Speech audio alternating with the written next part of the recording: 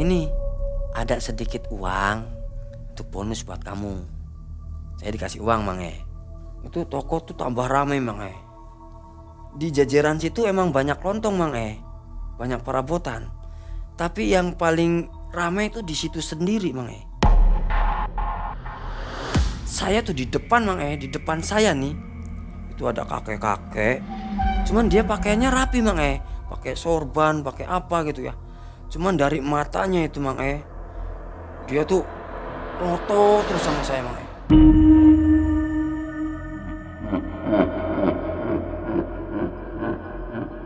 Setelah seminggu saya di rumah, itu sakit kepala Mang, yang namanya kepala ya. Ini nih kayak ditusuk-tusuk apa gitu, kayak jarum atau apa di kepala nih saya. Aduh gitu.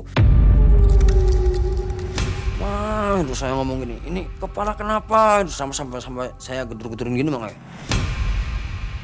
Demi meringankan beban ekonomi keluarga, seorang anak lulusan SMP ini harus bekerja di sebuah toko kelontong yang terkenal ramai di kotanya. Tahun-tahun pertama bekerja berjalan normal tanpa masalah. Tiba di tahun terakhir sang bos menjadi sangat baik dan sangat perhatian kepadanya. Tak disangka, ternyata ia sudah dipersiapkan untuk dijadikan tumbal pesugihan oleh sang bos. Hari-hari penuh keganjilan ini harus dialami secara nyata oleh Mas Dita. Assalamualaikum warahmatullahi wabarakatuh. Selamat malam Sobat MM, apa kabar Anda? Mudah-mudahan dalam keadaan sehat walafiat ya. Malam hari ini Mang Ei dan tim kembali mengantarkan kisah baru. Mudah-mudahan semua suka. Di depan kita sudah ada Mas Dita. Nah ini Mas Dita. Apa kabar Mas Dita? Alhamdulillah sehat. Sehat ya? Sebelumnya terima kasih sudah mau berbagi kisah di Malam Mencekam. Iya. Mas Dita ini kisahnya tahun 2005-an. 2005 ya? Waktu itu tuh saya waktu baru pertama kali kerja lah. Jadi katanya mau ditumbalkan ya? Ya waktu itu dulu pernah sempat mau ditumbalkan, cuman ya nggak jadi sih. Gimana perasaannya itu? Tahu mau ditumbalkan? Ya ada rasa kesel, sedih, ya ada takut ya? Ya takut. Kalau takut saya emang ya jelas takut awalnya ya. Yang namanya kita mau ditumbalin ya. Jadi yang melakukan pesugihannya siapa ini? Yang melakukan itu dulu tuh bos di tempat kerja saya. Terbukti ya? Iya. Oke, baik. Mas Dita, profesi atau kegiatan sehari-hari apa sekarang? Kalau untuk kegiatan sehari-hari sekarang itu saya sebenarnya jadi driver A. Mas Dita ini di belakangnya atau di sampingnya ditemani oleh pacing dan kuntai. Serem nggak nih? Serem nggak? Serem sih. Serem ya? Enggak lah, ini mah boneka-bonekaan. Jadi namanya kuntai dan pacing. Ya, oke. Sobat, kita akan dengarkan kisah dari Mas Dita. Jangan kemana-mana, jangan skip sampai habis video ini. Malam Mencekam, semakin malam semakin mencekam. Mas Dita.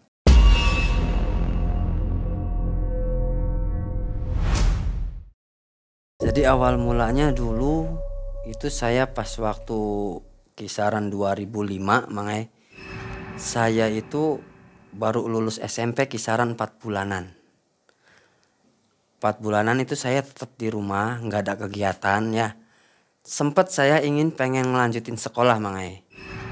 Tapi karena faktor ekonomi dari keluarga atau dari orang tua saya itu emang nggak punya ya. Orang nggak punya. Jadi saya harus terpaksa berhenti sekolah Mang. Setelah saya 4 bulan di rumah, nggak ada kegiatan apa-apa ya, paling bantu-bantu orang tua di rumah ya. Itu orang tua tuh pas waktu hari apa gitu kan, itu beli perabotan di kisaran pasar daerah Cirebon lah Mang.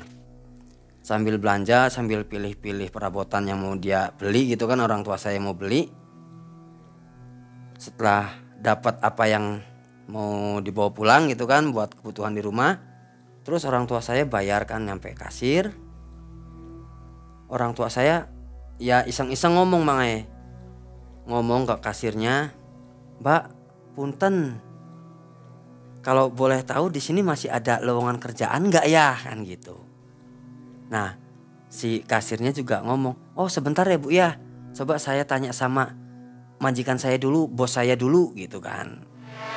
Kebetulan si Pak bosnya juga waktu itu lagi ada di situ. Biasanya katanya sih jarang ada di situ ya bosnya. Nah, dipanggil deh bosnya tuh sama si kasirnya. Nah, terus ibu saya ngomong, "Bapak, punten, di sini tuh masih nerima orang nggak ya Pak buat kerja di sini?" "Oh iya Bu, kalau di sini emang lagi butuh orang," kata bapak bosnya itu mangai. Nah, terus habis itu ibu saya nanya, "Tapi Pak, ini anak saya masih kecil Pak. Dia baru lulus sekolah. Emang nggak apa-apa ta Pak?" Kata ibu saya ngomong gitu mangai. Kata si bapak bosnya ngomong, "Ya udah Bu, gini aja. Ibu besok anaknya bawa ke sini Bu. Bawa ke sini saya mau tahu dulu." Nah, ya udah Pak, makasih, nanti saya pulang dulu ngomong ke anak saya dulu, kata ibu saya ngomong gitu mangai. Nah, setelah pulang dari pasar, nah saya di situ lagi ada di rumah. Nah, orang tua saya langsung ngomong, "Ah, ini tadi tuh Mama habis dari toko kelontong." Nah, kebetulan pas waktu di toko kelontong, mamanya ketemu sama bapak bosnya. Katanya di situ lagi butuh karyawan. "Oh ya udah deh, coba aja dulu daripada saya di rumah nggak ada kegiatan kan gitu. Besok nanti jam 8 aja siap-siap, nanti kita berangkat bareng ke sana."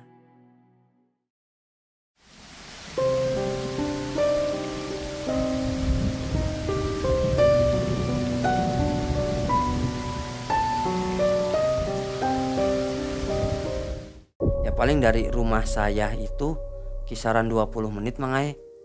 Nah, sekitaran jam 9 lebih 15 menit lah itulah. Bapak bosnya datang. Gitu kan, datang. Bapak bosnya sih penampilannya biasa sih ya, karena mungkin itu emang jualannya di pasar ya. Ya kalau untuk penampilan sih tetap rapi sih, dia pakai celana panjang. Tapi ini mangai, si bosnya ini datangnya itu cuman sama ibu bosnya. Mbak, itu bapaknya udah datang. Tolong sih Mbak, bilangin Mbak ini anak saya udah datang," gitu. Nah, habis itu mbak kasirnya langsung ngomong, bapaknya kan masuk tuh mangai sama istrinya ya. Nah, masuk, terus saya dipanggil, "Mas, sini dulu Mas," kata si bapak bosnya nih. Karena saya belum tahu namanya mangai. "Ini kebetulan di toko saya juga lagi butuh orang Mas. Cuman di sini gajinya kecil," kata bapak bosnya tuh ngomong gitu. Kata saya langsung ngomong, "Ya udah Pak, nggak apa-apa. Yang penting saya di sini kerja dulu. Kalau untuk masalah gaji mah nanti biar Bapak yang nentuin aja dulu. Karena saya masih baru belajar Pak. Ini pertama kali saya kerja," kata saya ngomong gitu ke bapak bosnya yang punya toko. Nah, kata bapaknya, "Ya udah nanti Masnya tidur di sini sama karyawan yang lain. Itu ada 7 orang karyawan laki-laki di sini, kecuali yang perempuan yang Mas. Yang perempuan itu bagian kasir itu emang setiap hari dia bisa pulang. Kalau laki-laki kan di sini bisa sambil jaga-jaga barang. Soalnya rumahnya yang punya tokonya itu mangai itu nggak di situ. Jadi dia tuh tokonya itu emang di pasar, tapi rumahnya dia bukan di situ." Habis itu ya udah saya masuk kerja. Saya masuk kerja pas mulai hari itu ya emang namanya orang baru mang ya perlu beradaptasi ya mang ya. Saya di situ baru masih ya diajak lah. Terus bosnya juga manggil salah satu temen saya mungkin yang baru di situ, si Wahyu ya. Kalau nggak salah sih dia juga di situ udah kisaran 3 tahunan lah Wahyu di situ mangai. "Wahyu," kata si yang punya tokonya, bapak bosnya ngomong, "Wahyu, sini dulu sebentar. Ini ada anak baru. Tolong dipandu ya, diajarin." Nah, setelah saya ngobrol-ngobrol banyak sama Wahyu, malam itu saya nanya, "Punten, ini sih saya cuma mau nanya, kalau untuk di sini tuh gajinya berapa ya gitu kan. Nah, di sini tuh gajinya mingguan atau bulanan sih kata saya kan ngomong gitu makanya ya. Di sini gajinya bulanan mas. Nah kalau sebulan itu anak baru kisaran 250 atau 300 itu waktu zaman tahun 2005-an makanya. Karena kalau tahu sendirilah di toko kan namanya toko ya pasti kecil lah. Cuman di sini itu dikasih makan mas katanya. Sehari 2 kali. Pagi untuk sarapan sama sore untuk jam tutup toko. Jam tutup tokonya kan sore makanya jam 5-an. Kalau untuk jam buka tokonya itu jam 5:30 karena di pasar makanya. Setelah itu saya ngobrol-ngobrol banyak sama Wahyu sama perkenalan sama teman-teman lain lah. Teman-teman karyawan yang di situ emang udah lama-lama banget makanya. Di situ tuh yang baru sekitar 1,5 tahun atau 2 tahun makanya. Makanya saya di situ, wah berarti ini kalau ada yang lama kayak gini kayaknya bosnya enak nih gitu kan. Mungkin bosnya nggak rewel lah, nggak apa gitu kan. Ya udah, setiap hari saya kerja di situ. Tapi kalau untuk toko kan lantai 2 makanya. Lantai dasar itu buat barang-barang.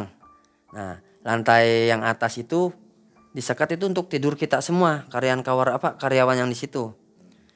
Disekat, jadi kita tidurnya itu kayak ya lesehan lah. Cuma nanti dikasih kasur makanya. Jadi kumpul di situ 7 orang. Di kamar mandi juga ada di situ. Udah bertahan 1 tahun saya di situ. Nah, Bapak bos datang pagi biasa. Habis itu Bapak bos manggil saya makanya. Dita sini ke ruangan saya dulu, saya mau ngomong. Karena emang ada ruangan buat bapak sendiri pribadi makanya. Setelah saya dipanggil, saya diajak ngobrol sama Bapak bos. Gimana Dit, selama setahun di sini kamu ada keluh kesah nggak sama teman-teman atau ada konflik atau ada apa gitu kan? Oh kalau selama setahun ini sih saya nggak ada keluhan atau keluh kesah sama konflik sama teman-teman lain Pak Bos, kata saya ngomong gitu makanya. Oh ya udah, menurut yang lain juga kamu peningkatannya cepat ngerti. Maksudnya cepat nangkep barang-barang ini gitu kan. Ya udah, ini saya kasih uang buat kamu, kata Bapak bosnya waktu itu tuh 100.000 makanya. Ini saya kasih buat bonus karena kamu udah bisa bertahan di sini selama 1 tahun makanya. Oh ya udah Pak makasih kata saya itu ya. Mikirnya saya mungkin yang lain juga dapat makanya kan gitu. Nah setelah itu saya permisi, ya udah Bapak bos, ini saya ke atas dulu ya mau bersih-bersih, mau mandi kata saya ngomong gitu kan. Nah setelah saya pamitan sama Bapak bos, naiklah saya ke atas makanya. Kita mau mandi lah, mau bersih-bersih. Nah teman-teman saya udah pada ngumpul. Nah terus saya dipanggil sama teman-teman saya, sama si Wahyu juga kan. Dit sini dulu kata Wahyunya. Tadi dipanggil bos kenapa? Kata saya ngomong, ini saya dikasih uang sama Bapak bos. Kasih uang apa gitu kan? Kata si Wahyunya ngomong makanya. Nah nggak tahu ini kata Bapak bosnya. Bonus ya udah maksudnya udah bisa bertahan 1 tahun di sini gitu kan. Yang bener sih gitu kan kata si Wahyunya, sama teman-teman yang lain juga ngomong gitu. Iya ini saya dikasih uang 100.000 nih uangnya ada sama saya kata saya ngomong gitu kan. Perasaan selama kita-kitaan yang kerja di sini itu nggak ada yang namanya dikasih bonus 1 tahun dikasih bonus 100.000 katanya ngomong gitu bang kata teman-teman yang lain. Nah si Wahyu juga ngomong perasaan ya kalau yang paling dekat sama saya kan si Wahyu ya. Perasaan untuk bonus itu Bapak bos tuh nggak pernah ngasih sama siapapun. Nah saya ngomong kan sama Wahyu, yang bener sih iya. Ya mungkin beda peraturan lagi kali. Tiap tahun nanti mungkin kalian juga bakalan dapat kata saya ngomong gitu ya ya. Nah terus juga oh ya udahlah kata si Wahyunya, mungkin iya kali ya. Sekarang nambah tahun mungkin bos juga toko juga tambah rame, kata Wahyu kan gitu.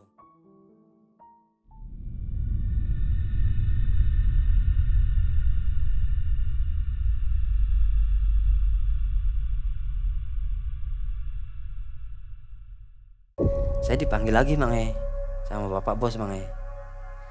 Dit, sini dulu sebentar. Iya Pak, gimana Pak?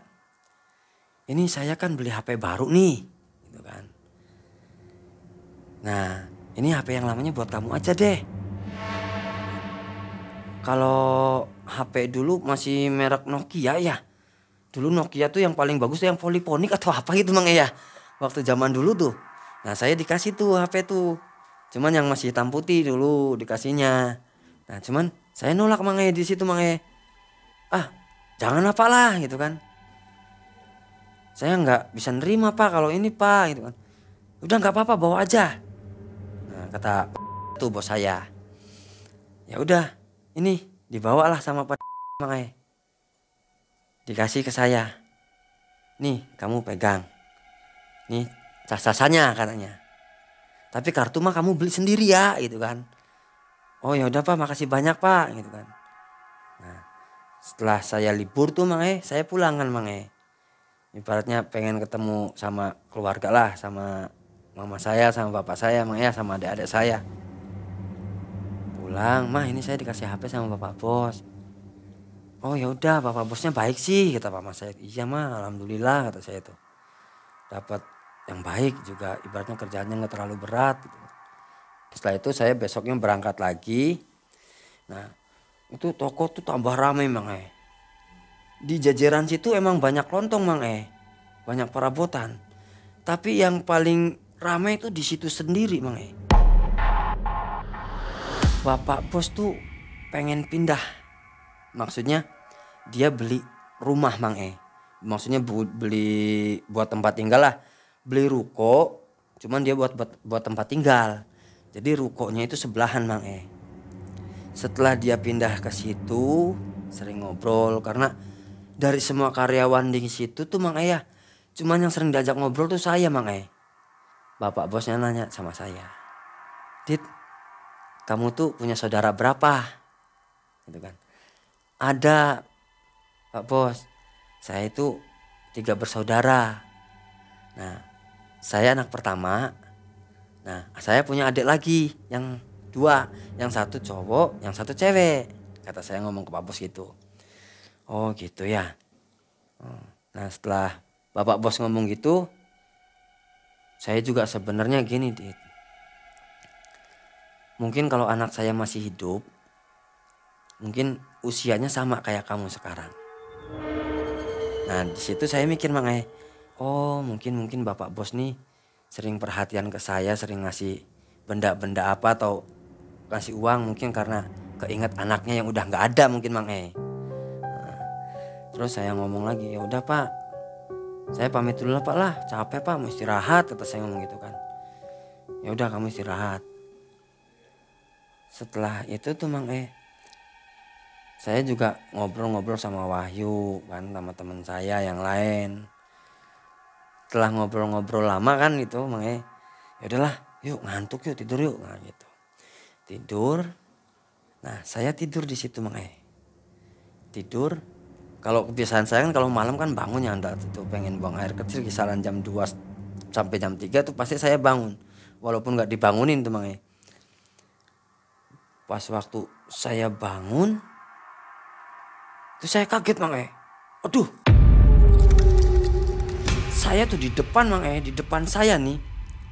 Kisaran 1,5 meter atau 2 meteran lah dari saya tuh Mang di depannya nih. Itu ada kakek-kakek. Cuman dia pakaiannya rapi Mang pakai sorban, pakai apa gitu ya. Cuman dari matanya itu Mang dia tuh ngotot terus sama saya Mang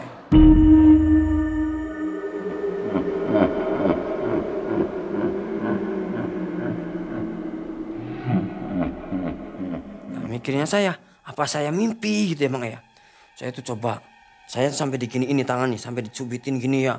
Saya nggak mimpi Mang Sakit Mang ternyata saya nggak mimpi kan. Saya ngomong di situ, "Kakek dari mana?" gitu kan. Saya ngomong ke situ sama kakeknya. Cuman kakek-kakek itu tuh diem aja Mang diem sambil duduk Mang sambil duduk ya kan pakai sorban. Cuman matanya tuh melotot aja Mang gak rasanya tuh melotot aja. Ya saya takut ya Mang ya namanya juga saya baru pertama ngeliat kayak gitu Mang Setelah itu ya diem aja Mang ya udah saya langsung tidur lagi Mang Takut saya tidur vlog langsung saya tidur lagi Mang Saya langsung tidur lagi sampai hari itu saya pagi biasanya bangun paling awal sampai kesiangan Mang Biasanya saya azan subuh juga udah bangun kan. Itu mau buka toko itu saya baru dibangunin sama teman saya. Sampai Wahyu ngomong gini, Dit bangun. Nggak biasa-biasanya kamu baru bangun gitu kan, belum nggak bangun. Saya kan masih gini ya, aduh namanya orang baru bangun ya belum sadar Mang Sarapan juga saya dikasih sarapan nggak habis Mang Biasanya juga habis kan sarapan juga. Cuman yang ada di pikiran saya itu Mang tadi malam tuh saya mimpi enggak gitu. Ngelihat sosok kakek-kakek itu tuh Mang Sampai saya tuh kerja tuh kayak nggak fokus. Kerja juga ibaratnya milihin barang ini itu gitu kan. Nggak fokus lah pokoknya intinya. Sampai Wahyu nanya, kamu kenapa gitu kan. Perasaan kamu tadi pagi dibangunin kayak lesuk banget gitu kan. Sekarang kerja juga kayak gitu, kayak nggak semangat. Kenapa kamu sakit? Kata si Wahyu ngomong gitu Mang Enggak gitu kan. Enggak sakit, ya mungkin efek kurang tidur lah. Tidur juga ibaratnya kayak tidur ayam lah, melek merem jadi nggak bisa tidur gitu kan. Nah habis itu malamnya lagi Mang Malam saya biasa nggak bisa tidur Mang ngobrol sama yang lain udah pada tidur, saya nggak bisa tidur Mang sampai kisaran jam 12:30 malam Mang saya nggak bisa tidur Mang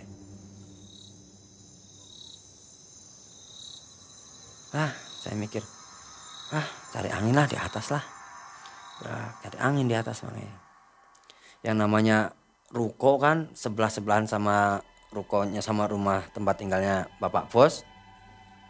Naik Mang naik ke atas. Nah habis naik ke atas itu Mang ada Bapak Bos Mang Bapak Bos.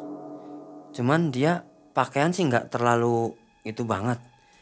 Cuman dia tuh lagi duduk aja Mang sambil sila tuh Mang sambil sila. Cuman dia silanya sambil gini Mang sambil sila gitu kan. Mikirnya saya paling ya juga lagi ngadem lah, lagi cari angin Mang sambil sila sambil gini. Cuman mukanya dia tuh sambil nengok ke atas tuh Mang sila sambil nengok ke atas gitu kan. Itu juga saya ibaratnya nggak berani maksudnya melihat Pak Bos saya nongkrong di situ. Walaupun nongkrong juga ya paling di tangga lah Mang di tangganya gitu tuh, di tangga yang ngopi apa. Takutnya bos tahu saya ibaratnya tidurnya malam-malam gitu kan, takutnya nanti untuk dikonsentrasi di kerjaannya nanti keganggu ya Mang Nah, terus saya tidur. Nah besoknya lagi Mang saya tidur tuh ibaratnya bangun seperti biasa. Itu saya ngelihat kayak ada anak kecil Mang anak kecil ya kisaran usia 6 tahun 7 tahun Mang Nah pakai baju sih kayak apa ya, kayak baju biasa anak-anak lah. Ya rambut sih nggak panjang, nggak pendek lah. Cuman cepak Mang rambutnya cepak Mang rambut cepak. Habis itu tuh saya liatin aja kan gitu kan. Liatin aja. Sama dalam hati saya tuh kemarin kakek-kakek. Tapi sekarang anak kecil gitu kan. Cuman anak kecil itu tuh Mang dia tuh melihat ke saya tuh melotot tapi sambil senyum Mang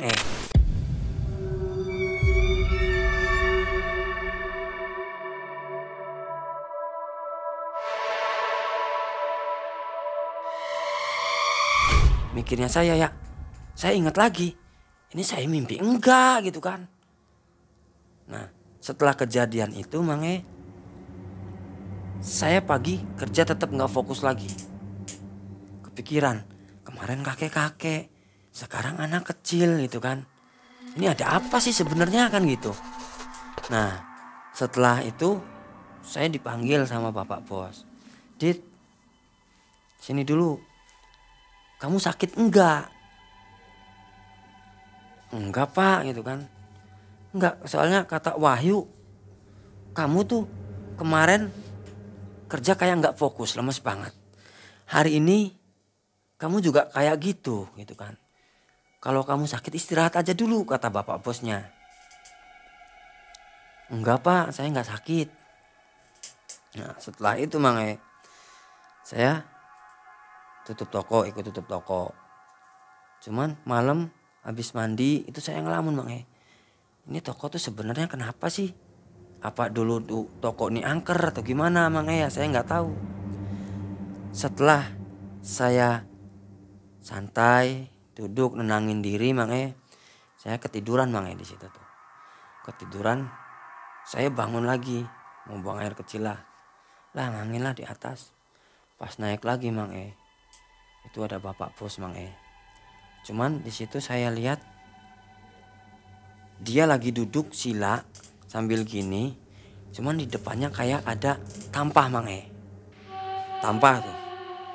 Di situ ada bunga, ada apalah kayak macam rokok apa, lutru atau apa. Nah, situ. Terus bau menyan tuh Mang. Itu nyengat banget Mang. Di situ tuh saya mikir, wah ini bapak bos tuh lagi ngapain kan gitu. Setelah saya pikir-pikir lagi, mungkin yang kemarin juga bapak bos lagi di atas lagi gini juga mungkin ya sama gitu kan. Cuman saya di situ penasaran Mang. Bapak bos ini lagi apa sebenarnya? Saya lihat sambil deketin tapi sambil ngintip Mang. Didak-dakan kan, walaupun dak-dakan gitu kan ada penyekat setiap ruko.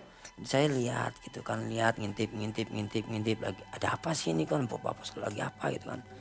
Nah bapak bos nggak tahu kayak tiba-tiba nengok Mang. Saya di situ kaget, cuman saya langsung nunduk. Saya langsung bapak bos gini saya langsung nunduk gini Mang. Langsung nunduk. Nah di situ habis itu saya tuh ya deg-degan Mang. Namanya ketahuannya. Saya deg-degan banget ini. Aduh ini bapak bos nih ngeliat enggak gitu kan. Kalau ngeliat gimana gitu. Nah setelah itu saya turun juga sambil yang namanya takut ketahuan ya Mang ya. Sambil merangkak Mang. Sambil merangkak gitu kan, turun. Juga merangkak juga ibaratnya nggak langsung ke tengah, ke samping ginian Mang. Kayak semacam dak-dak kayak tembok penyekat gitu tuh Mang. Terus saya turun tidur.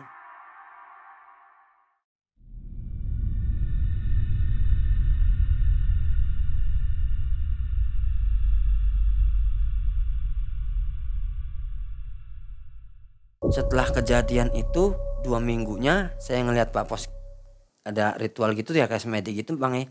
Saya dipanggil sama bapak bos. Dit, ya Pak gitu kan. Sini dulu. Dalam hati saya udah deg-degan Bang. Bapak bos manggil saya Pak, ngelihat saya pas waktu bapak bos lagi di atas gitu kan. Wow itu pikiran saya udah ruwet Bang.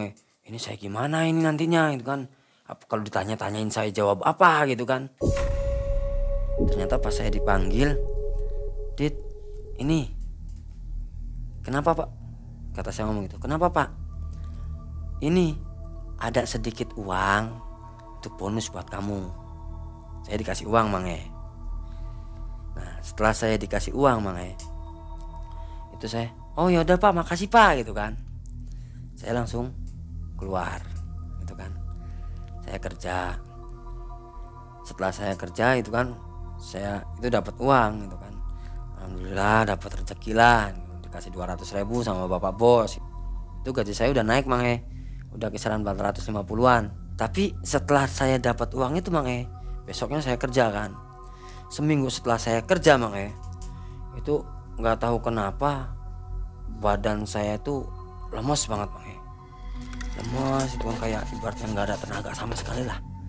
Pokoknya lemes itu kan. Sampai si Wahyu juga, Dit udah Dit kamu istirahat aja, udah nggak usah kerja hari ini gitu kan. Sampai saya ngomong, Pak, saya izin aja lah Pak lah, mau pulang gitu kan. saya nggak enak badan Pak, sakit banget ini Pak, kepala saya Pak, lemes gitu kan. Ya udah kalau kamu sakit istirahat aja dulu di rumah. Nah setelah saya istirahat di rumah, saya mau disuruh istirahat kan sama bapak bos, saya telepon dulu orang tua saya. Coba nelpon juga nggak ke orang tua yang punya HP kan tetangganya. Saya nelpon, Pak punten ini tolong bilangin ke mama gitu kan, jemputin saya lagi sakit nih, mau izin pulang, kata saya tuh Setelah saya pulang itu dijemput, pengen pulang, dipanggil lagi saya sama bapak bos. Dit, ini sini, ini uang buat berobat ya gitu kan. Waktu itu saya nggak tahu dikasih berapa soalnya diamplopin diamplopin. Ya udah Pak, makasih banyak, kata saya ngomong gitu Saya dipulangkan, dijemput sama orang tua. Setelah saya di rumah sehari 2 hari, itu yang saya rasain makin nggak karuan Pokoknya yang awalnya lemas apa segala macam, kepala juga mulai agak berat itu kan. Kalau berat sakit biasa sih mungkin saya juga udah biasa ngerasain ya. Tapi ini nambah hari gitu kan. Setelah seminggu saya di rumah, itu sakit kepala yang namanya kepala ya. Ini nih kayak ditusuk-tusuk apa gitu, kayak jarum atau apa di kepala nih saya. Aduh gitu. Itu saya ngomong gini, ini kepala kenapa? Sampai saya gedur-gedurin gini ini kepala saya kenapa gitu kan. Setelah kepala saya gitu sakit banget ya, tiba-tiba napas saya sesak gitu. Gitu kan, saya sampai jerit, sampai tetangga sampai nyamperin tetangga sampai nyamperin, ada apa gitu kan. Nggak tahu ini Dita lagi sakit gitu kan. Ya udah coba bawa ke rumah sakit gitu kan.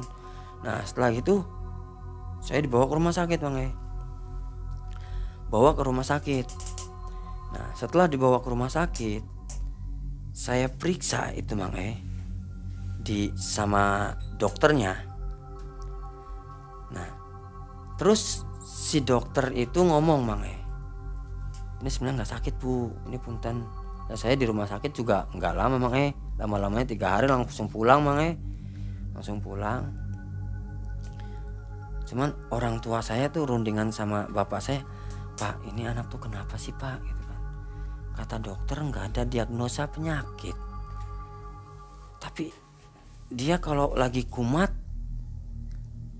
tahu sendiri kan, kata orang tua saya ngomong ke bapak saya. Ngobrolnya di samping saya di tempat tidur kan. Itu juga saya tidurnya kan nggak di kamar di kayak semacam ruang tamu. Kisaran 3 minggu mau 1 bulan itu saya ngerasain situ. Saya ngomong aja ke mama saya, Mas sebenarnya saya sakit apa sih mah gitu kan. Enggak, cuman orang tua saya di situ masih nutupin enggak sakit apa-apa gitu kan. Nah terus ada tetangga ngomong, gimana apa si Dita udah baikan belum? Kata mama saya ngomong, belum, masih aja gitu kan. Itu juga mama saya juga nelpon ke bos saya katanya masih belum bisa berangkat, ditanya masih sakit. Oh ya udah, kata bos saya ngomong gitu. Bosnya datang ke rumah? Belum belum datang. Selama saya di rumah libur 1 bulan tuh nggak ada nggak datang sama sekali. Maksudnya buat jenguk atau apa nggak ada.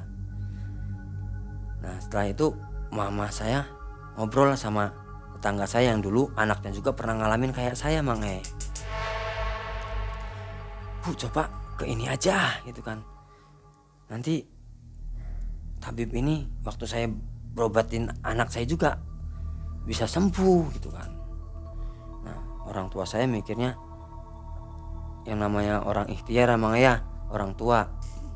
Setelah itu tabib ngomong, katanya Bu ini anak ibu sih kayak ada yang gandulin Bu di sininya Bu.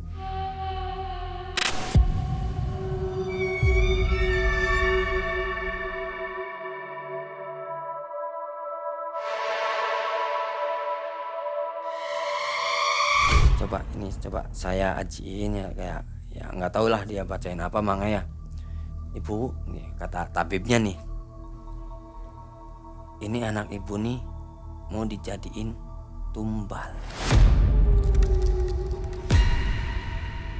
kata tabibnya. Mau dijadiin tumbal, Bu. Lah ibu saya kaget Mang.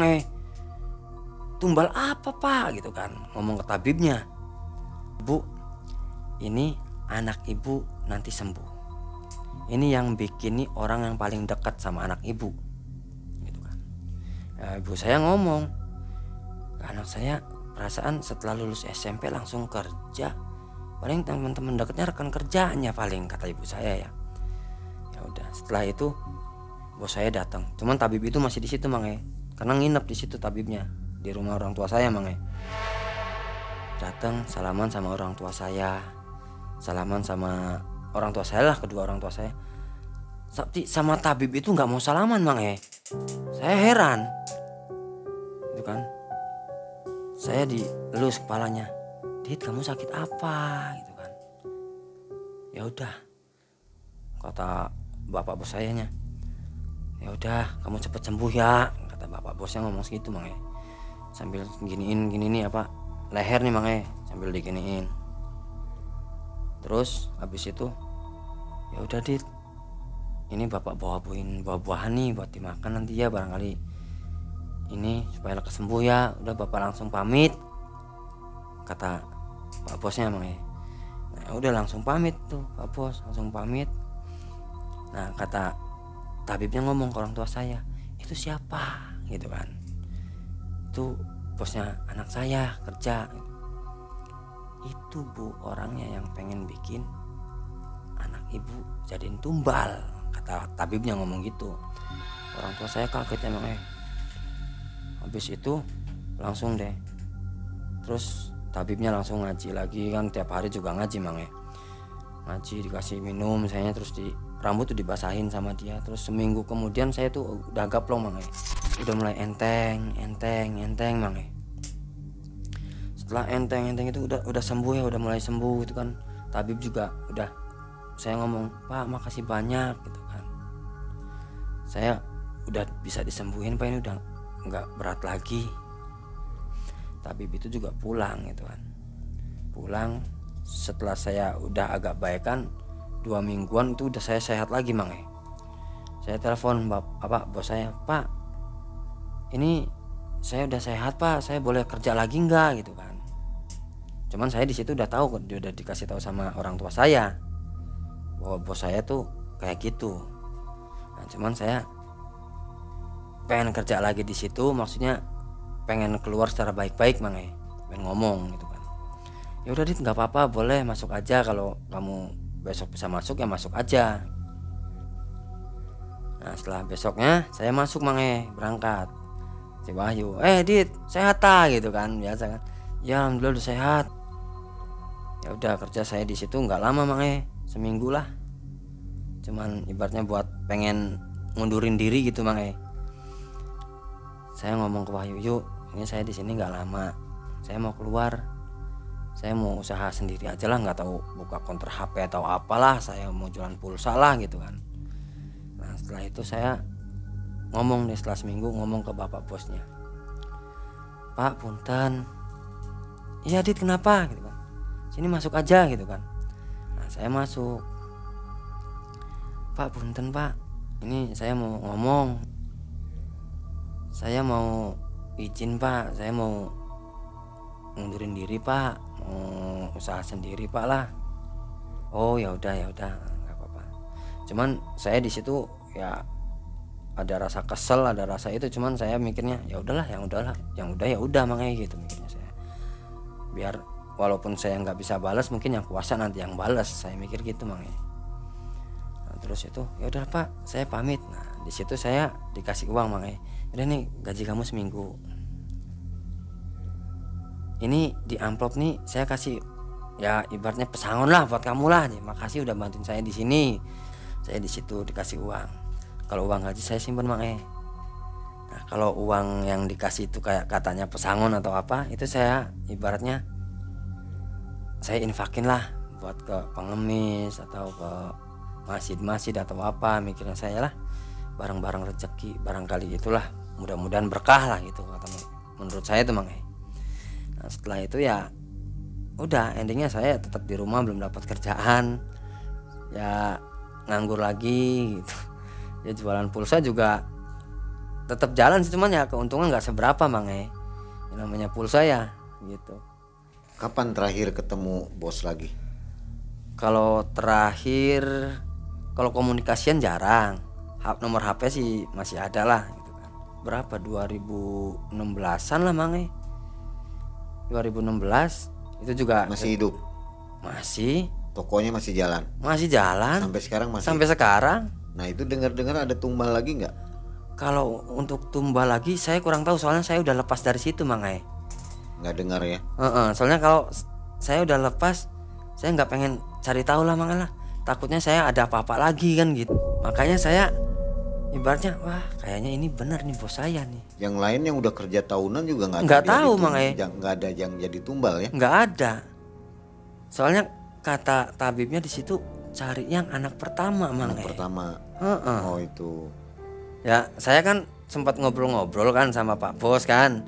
Saya juga punya saudara 3 Pak, 3 saudara. Saya anak pertama dan ada 2 lagi, cewek sama cowok, itu adik saya gitu Mang.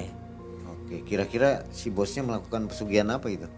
Kalau itu saya kurang paham Mang. Cuman yang saya lihat itu kayak anak kecil Mang. Oke, baik. Ada pesan-pesan nggak mungkin untuk sobat-sobat malam mencekam yang bekerja diterima di suatu tempat gitu, bosnya baik hati, mungkin harus berhati-hati atau bagaimana? Mungkin ada pesan-pesan? Oh, kalau untuk sobat MM ya, buat sobat malam mencekam ya paling ya saya cuma sarankan kerja sih boleh di mana aja. Yang penting kita satu Mang. Sholat jangan ditinggalin Mang. Karena yang namanya makhluk halus ya, makhluk gaib gitu, yang namanya kalau kita rajin sholat, dia buat nyamperin ke kita aja dia enggan Mang. Yang namanya bos baik atau enggak gitu kan, kita dapat kerjaan yang enak, bos baik, alhamdulillah bersyukur gitu kan. Cuman ya satu lagi, kita nggak tahu sifat dan hatinya seseorang itu, kita nggak tahu Mang. Oke, jadi waktu itu berarti ibadahnya kurang juga nih si Mas? Mungkin Mungkin ya. Mungkin. Oke. Ya masih bolong-bolong lah Mang. Masih Ya lah. bolong-bolong ya, karena masih muda, masih zaman-zamannya ya nyari jati diri Mang. Ya. Oke, akhirnya Mang Ei dan tim ingatkan selalu tingkatkan keimanan kepada Allah Subhanahu wa taala ya. Jangan lupa sholat Ya. supaya terhindar dari hal-hal yang tidak diinginkan Ya, seperti benar. kisah tadi ya. Iya benar Mang. Terima kasih Mas Dita. Dan kita undur diri. Assalamualaikum warahmatullahi wabarakatuh.